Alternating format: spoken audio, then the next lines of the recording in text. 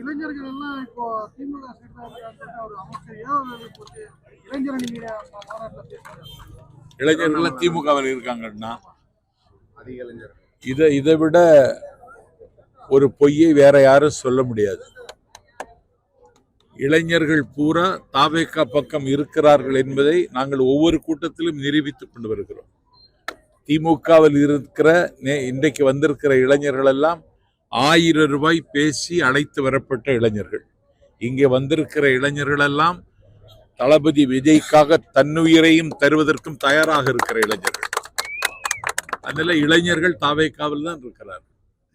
ஒரு மாதத்துக்கு முன்பு விஜய் தற்கூரி என சொல்லிடுறீங்க.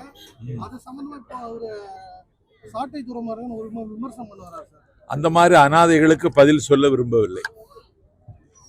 ஐயா இப்போ குறிப்பா வந்து இப்போ வந்து திமுகவையும் பாஜக வந்து குற்றச்சாட்டு, அதிமுகவுக்கு எந்த ஒரு குற்றச்சாட்டும் முன்வைக்கிறார்.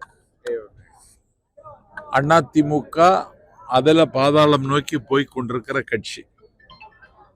அந்த கட்சியில் இருக்கிறவர்கள் சத்தமில்லாமல் தாவேகாவில் தன்னை இணைத்துக் கொள்கிறார்கள். மாம்பாக்கம் கூட்டத்தில் கூட ஒரு தம்பி அதிமுக இணைந்து கொண்டார். ஆகவே மக்கள் திலகம் எம்ஜிஆருக்கு பிறகு தாவேகாவின் தலைவர் விஜய் அவர்களை எம்ஜிஆராக பார்க்கிற அதிமுக தொண்டர்கள் அலை அலையாய் அணி அணியாய் தாவேகாவுக்கு இணைந்து கொண்டு வருகிறார்கள்.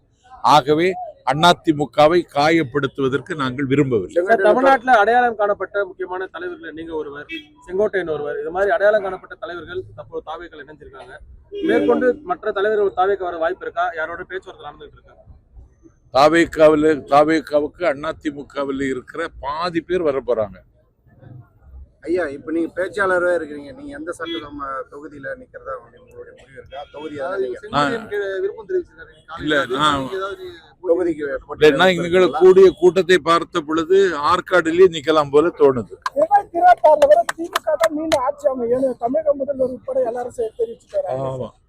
அறியாமையின் அந்தகாரத்தில் இருக்கிறார்கள். அவர்களுக்கு என்னுடைய அனுதாபங்கள். இளம் பெரியாருன்னு சொல்றாரு சார், இவர் அமைச்சரியா வேலை எவ்வளவு பெரிய கொடுமை பார்த்தீங்க.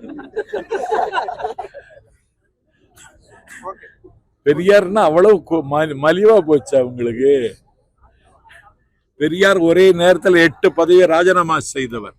இவர்கள் பதவிக்காகவே உயிர் வாழுகிற ஜென்மங்கள். பெரியாரை இழிவுபடுத்துற மாதிரி திமுக பேசுறாங்களா எப்படிங்க?